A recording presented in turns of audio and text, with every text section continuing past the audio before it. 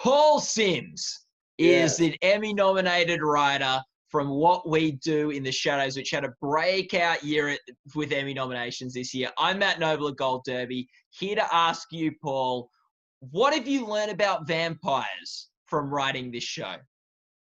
Um, More than I ever thought I would know about vampires.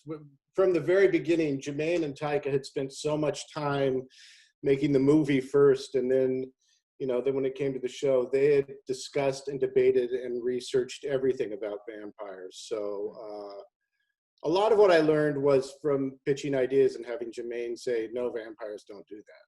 Or oh yes, vampires do that.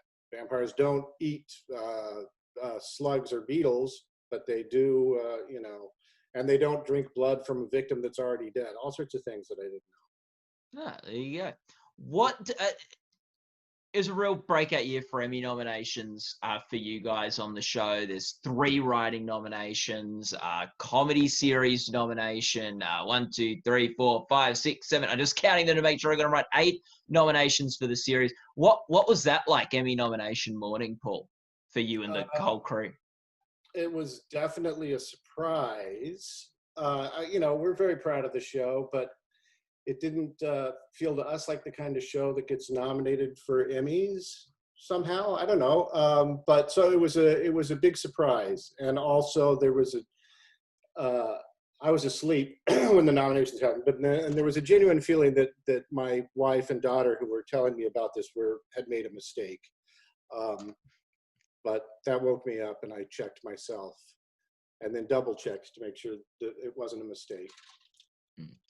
So you're nominated in the writing category for the episode Ghosts. Do you want to just talk a little bit about what it was like writing that episode, and maybe what was the challenge to putting that episode together?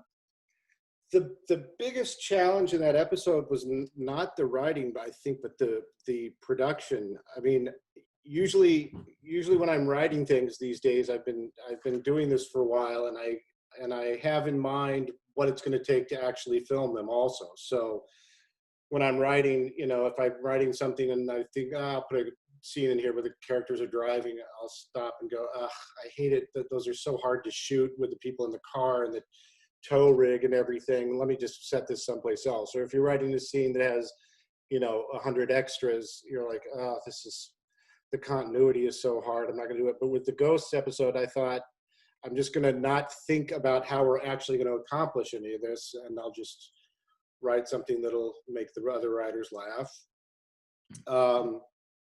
And that's how I ended up writing a thing where all 3 of the 3 of the main characters act opposite themselves, except it's translucent versions of themselves that also glow, give off a blue glow and everything. And then it came down to our director, Kyle Newacek, and our director of photography, DJ Stips, and just figuring out exactly how to do that. But the conversations, even just the conversations about how we're going to do it were so hard because, you had to think of, we're talking about Nandor or Ghost Nandor, and where are we? And he's there, but we shot that in the morning, and in the afternoon we're going to shoot this part. It made our heads spin. Yeah, and I think something really delightful about the episode is that it's a show about vampires. It's a mockumentary about vampires, dealing in the supernatural, obviously. But this episode dealt with skepticism of vampires for other elements of the paranormal and supernatural. So what was it like sort of getting to sort of have a probably more skeptical look at the world of like the paranormal than we're used to dealing with in the series? That part, that really did crack me up, to have Guillermo, when Nandor is saying ghosts don't exist, to have Guillermo saying, you're a vampire, I've seen werewolves, I've seen Babadooks, but but you don't believe in ghosts. I think, the sort of original inspiration for the episode was there was an episode in season 1 where Beanie Feldstein's character is being trained how to be a vampire. And they say, okay, you're going to turn into a bat now. And she starts to take her clothes off. And they go, stop, what are you doing? She says, well, don't I have to take my clothes off, or where do my clothes go? And both Laszlo and Nadja go, oh, we never thought of that. and just the idea that they themselves don't understand everything about vampirism, even though they're vampires. So it was that was the kernel of the original concept, was vampires technically are dead, and if you're dead, if ghosts exist, there must be a ghost of you. And the idea that they would Nadja would be the only one who would believe in that, and that they would sort of look down on her as if that's some sort of, Mediterranean village, small town girl idea, that they're all above. Laszlo's very scientific about it, and Nandor is just a skeptic, and then to have them proven wrong is very funny. Mm. What was the funniest moment for you in that episode? Oh, it's my own episode. How am I supposed to answer that? You're supposed to ask someone else. How can I say the funniest moment? There are just so many to choose from. How can I narrow it down? It could be in the delivery, not the writing necessarily. No, I think there was a lot. It was a very visual episode, and I can remember exactly what I thought was the funniest moment was when Laszlo and Nandor have been very skeptical about ghosts, and Nadja's trying to have a seance, and they don't believe her, and she goes and sits outside, and she's talking to a ghost, and Laszlo comes out and says, "Darling," and she says, "Can't you see him?" And he says, "Darling, I don't know what you're talking about," and is pretending that he can't see it. And then he goes back inside and closes the door, then runs down the hallway and runs to Nandor and says, "There's a fucking ghost on the porch." That I thought was very funny. It's also just, it's just funny, the idea of Laszlo, who's such a suave, sophisticated character, breaking into a full run down the hallway. I think that was my favorite moment. Yeah, I think it was mine too for that episode. What's the funniest moment for you in someone else's episode, Paul?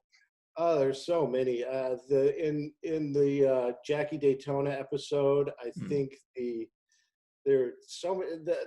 The reveal that his disguise is just a toothpick and a pair of blue jeans, and the fact that disguise works is very funny. In the other episode that was nominated, called Collaboration, I think it was all the various songs that Nadja and Nandor did. I mean, Laszlo and Nadja did. I think, when I think back on the season, then the one joke that really makes me laugh is when Nandor's old familiar, who's like 70 years old, comes to the house and says he's ready to be made a vampire, and he goes into Guillermo's little room and is talking to Guillermo and says, "Yeah, this used to be my room." And Guillermo's like, "Oh," and he says, "Yeah, that's my pillow. That's the same pillow. I used to beat off into that pillow every night." And Guillermo says, "Oh, no, not this pillow." And he's like, "Oh, yeah, no, that's the same pillow." That really made me laugh. It's a little off color. I don't know if it's right for the Gold Derby audience, but I think they can handle it. They'll love it. What's the and it often is, I find, in comedy series, the little moments that can be the funniest sometimes, rather than the. On this show, it's definitely the little ad libs and improvisations that the actors add. By the time I'm editing the episodes, I can't remember what we wrote and what they came up with, but there's so many surprising little things that they come up with, and big things too. Yeah. What's the what is the collaborative process like in putting this series together? Because it's such a sort of even eclectic mix of nationalities that have come together to put this show on. Yeah, that's true. Is that your Australian way of saying New Zealand people are eclectic little?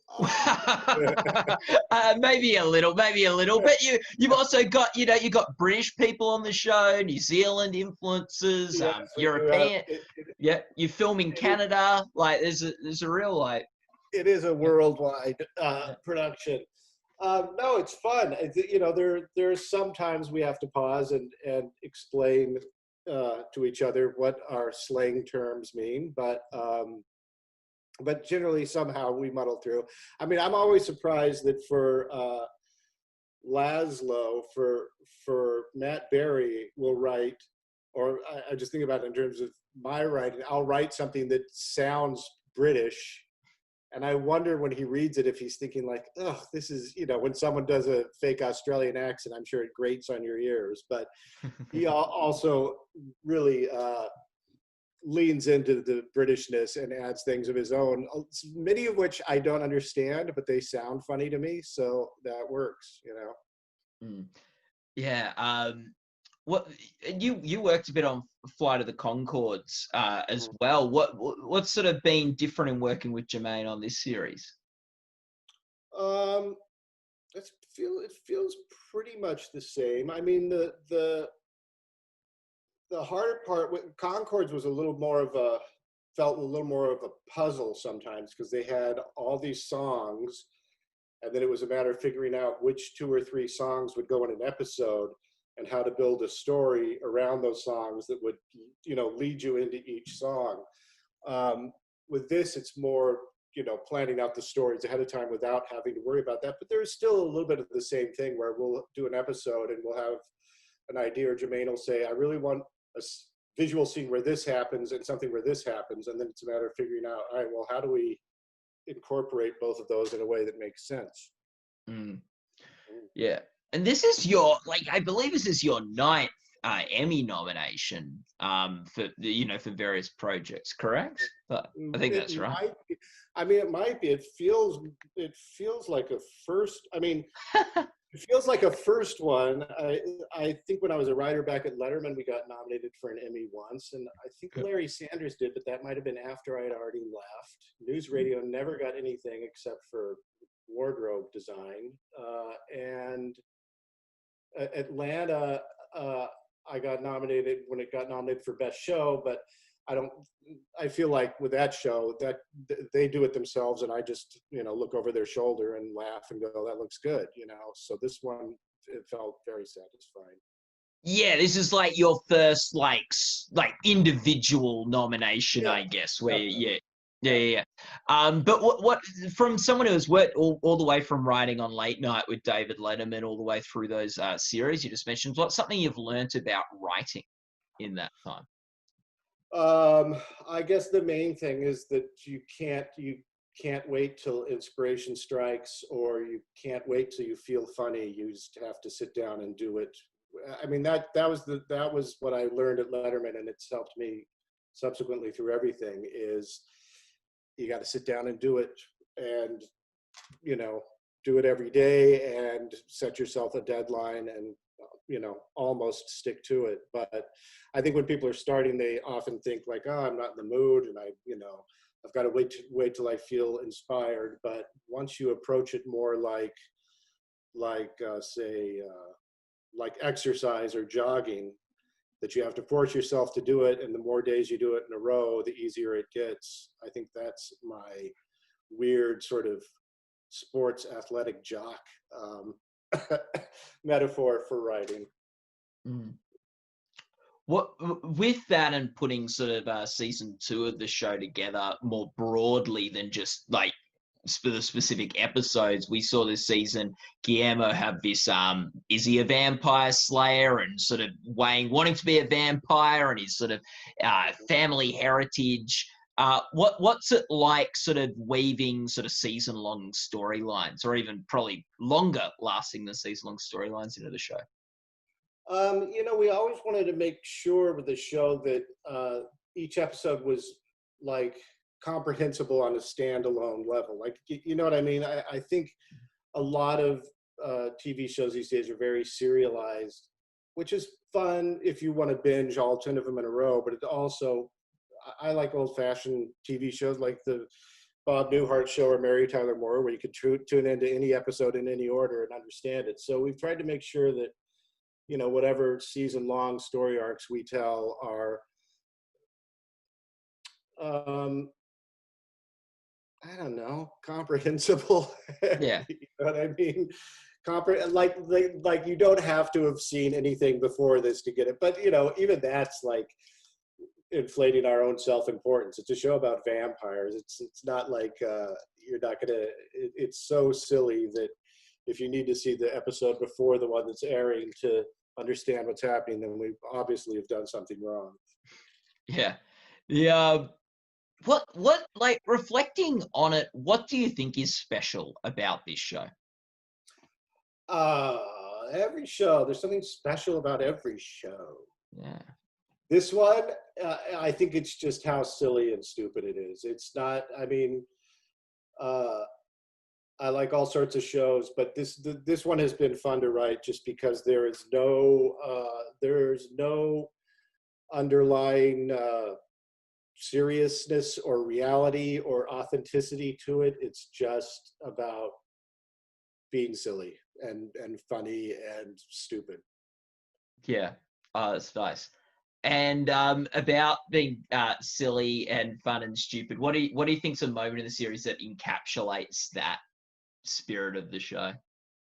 Uh, that's an impossible one. I don't know. Every moment every moment encapsulates it. I think it's in season 2. There were the moments that maybe stuck out in a nice way were moments where there was a little bit of affection or emotion or something between the something that felt a little more real, but we kept those few and far between. I don't know. Everything's silly. The whole thing is silly.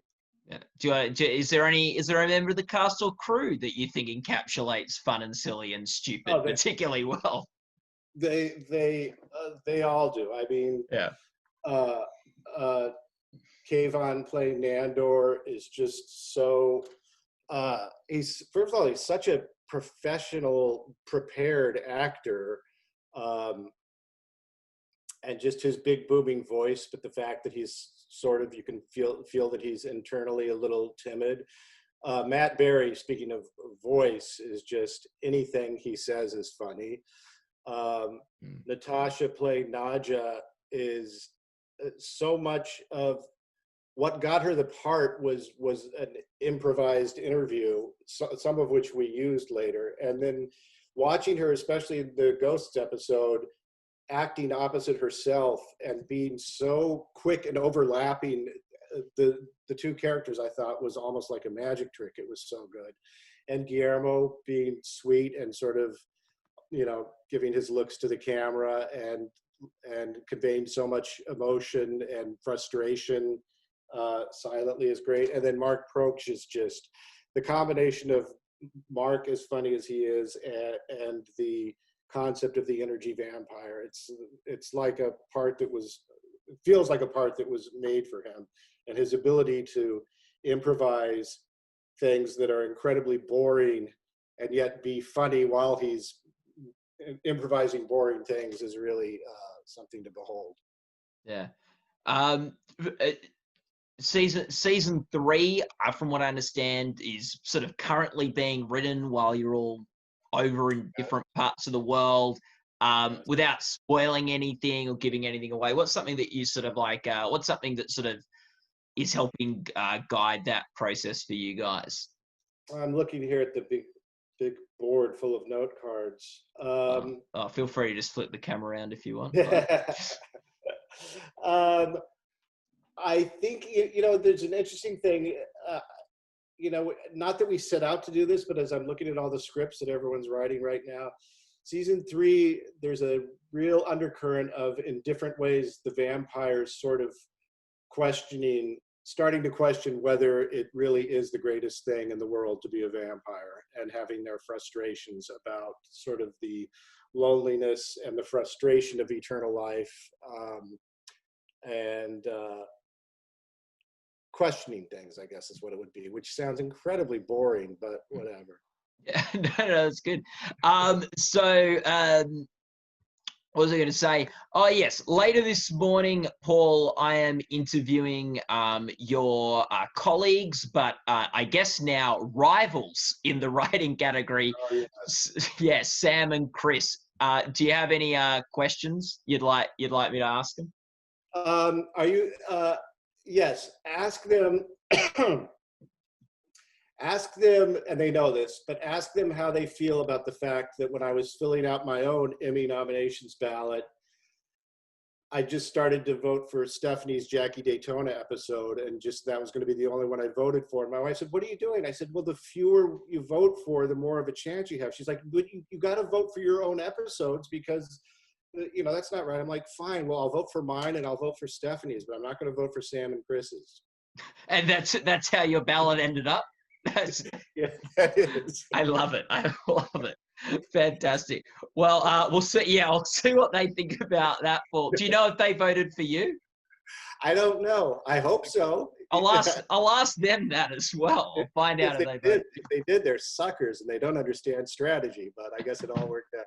It all worked out. You all got nominated, and now you get to be competing against each other at the awards. Paul, thanks so much for talking to us today. All the best for What We Do in the Shadows season 3 and your Emmy nomination. Thank you.